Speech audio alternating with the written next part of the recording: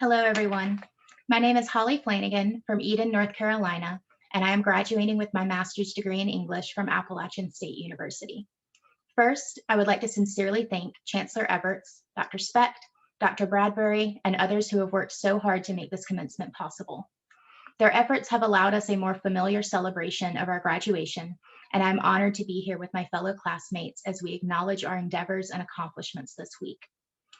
Though this graduation, like those from the past 2 semesters, looks quite different from what we may have expected, this commencement marks our success in pressing forward together.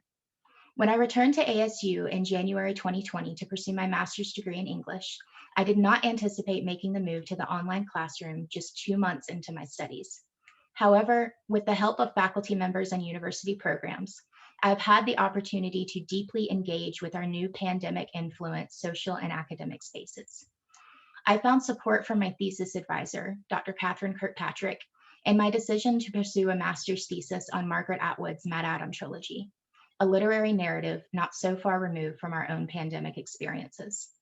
Additionally, the chance to serve as the graduate research assistant to ASU's Writing Across the Curriculum program has allowed me the opportunity to perform research on accessibility in the online classroom. Having seen my undergraduate and graduate peers eagerly pursuing their own projects grounded in our current global and academic situation, I am thrilled to report that this research is only a small piece of what ASU students have managed to accomplish with the full support of faculty. That brings me to what I would like to discuss today. Through my personal academic experiences, as well as through collaboration with my peers, I became aware of the theme of resilience as it presents itself in our ever-changing academic and social environment. Over the last year, we as students and faculty members have been repeatedly bombarded by the notion of resilience. Whether this message arrives in the form of emails, articles, commercials, or social media outlets, it has been nearly inescapable since we began this difficult and often painful journey.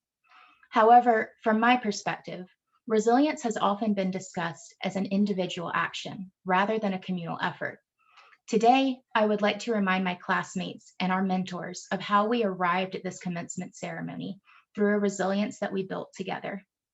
While my classmates and I have been encouraged to pursue new areas of research, it is imperative that we acknowledge that our successes, projects, and creative thinking do not come from within us alone. They must be supported by those who care about our education.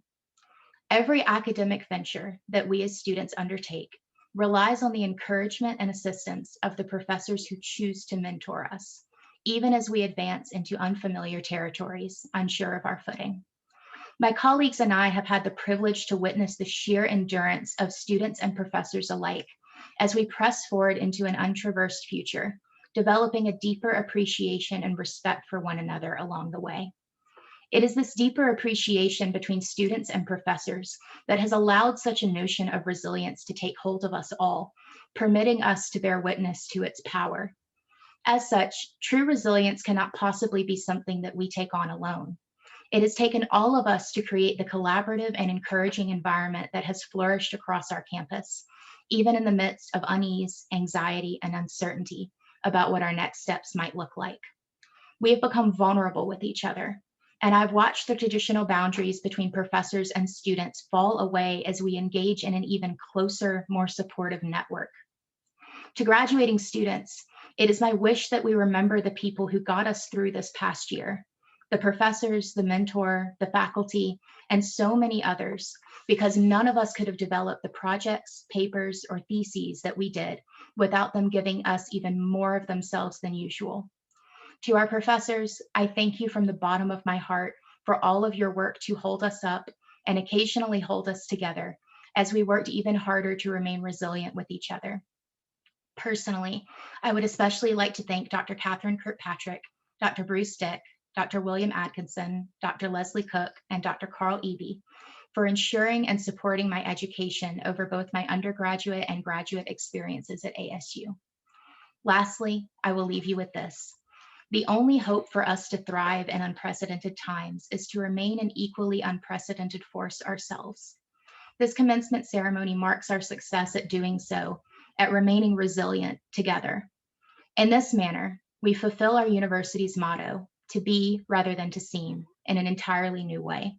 We do not merely take on a moniker or a title, but through our communal work to ensure an even more collaborative and supportive Mountaineer family, we have proven ourselves to be undoubtedly resilient.